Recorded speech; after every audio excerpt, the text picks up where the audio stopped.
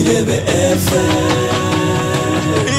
Inyuma yo kwiyandikisha mwihiganwa Irebe Best Influencer Award ku nshuro ya kabiri, abiyandikishije barahuriye mu kibanza kimwe ku nshuro ya mbere kugira ngo basigurirwe neza ingene ihiganwa ritunganijwe kuva ku ntango gushika umunsi rizosozegwa. Kabaye n'akaryo keza ko kumenya no gusigurirwa amategeko aranga ihiganwa n'abazohiganwa mu ntumbero yo gutunganya neza igikorwa gushika gisozegwe. Aba influencer bahavuye baronka akanya ko kubaza ibibazo bitandukanye kugira ngo baronke umuco bongere batahure neza ivyo basabwa mwihiganwa Irebe Best Influencer Award.